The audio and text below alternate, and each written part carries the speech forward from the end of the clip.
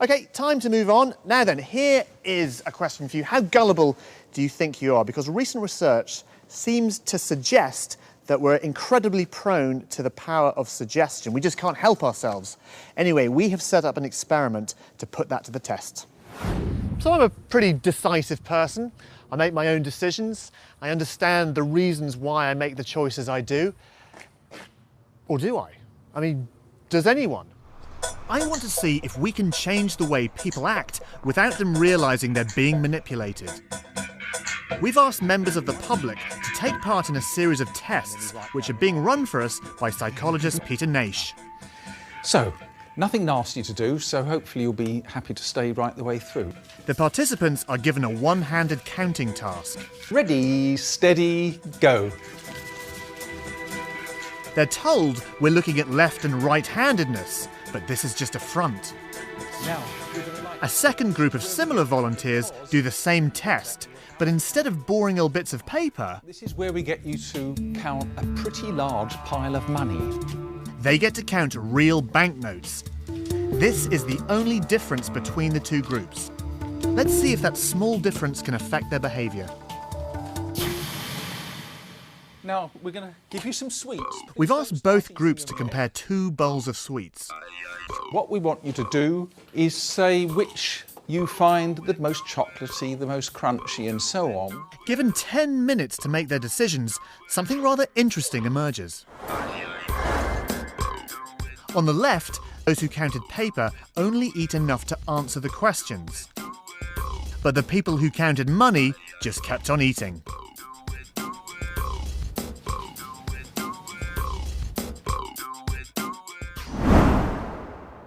Amazingly, the group that handled the money ate 50% more of the sweets. It seems money can make you hungry. This effect is called priming, influencing a specific behaviour without the person being aware of it. But how can money have an effect on hunger? Well, money seems to trigger an innate desire, and in many ways having money is the same as having resources. And back in the dim, distant past, resources meant food. Money and food are linked by the same basic urge to survive. You could argue that it's not that hard to change someone's hunger level. But my psychologist friend Peter tells me we can also change how people treat each other, again without them realising they're being manipulated. I have to see this. First, we reinforce the priming. Both groups get an identical word task, except that for one group, the words are related to money and wealth. Then we secretly film them and watch their behaviour. As my friend struggles with a pile of papers, some of our volunteers stop to help her. But not everyone feels the need to help.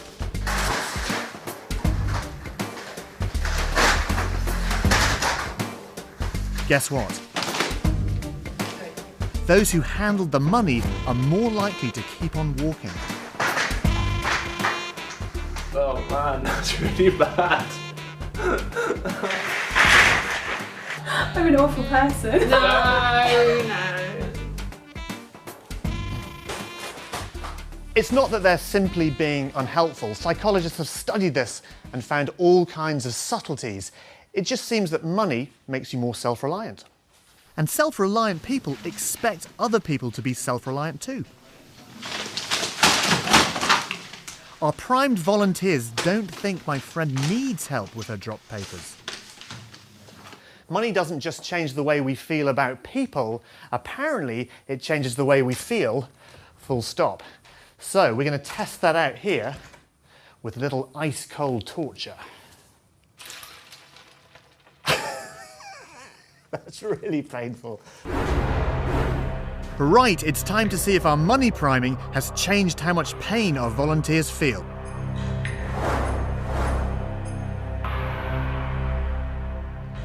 Yeah, it's a bit nippy, isn't it?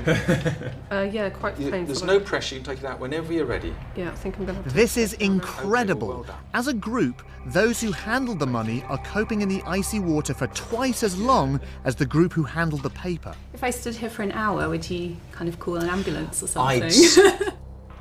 Researchers think that the reason for the pain-reducing effect of money is again due to psychological links. Money equals power, and power equals physical strength. So we've seen money affect hunger, helpfulness and pain thresholds. But could all this just be a coincidence? Well, yes, there is always that possibility, but several other studies have had similar findings. And a bit of number crunching on our own priming results show we can be 98.6% sure it was no fluke. They were pressing the right button in your brain you didn't even know. That's scary. So the moral of the story is be careful who's messing with your mind, because you might not always be doing things for the reasons that you think you are. Incredible. That is so interesting. Imagine all the things that happen to you every day that might just influence your very next decision. That's a bit scary. I think it's deeply scary, Yeah. but there's so much we don't know about human behaviour. In fact, recent research has shown that if you spend 10 minutes imagining that you're a professor before you do a pub quiz, Yeah. you'll actually do better. No way, that's Yeah, brilliant. I'm going to try that out, definitely. Oh, and now don't you try and influence me now that you know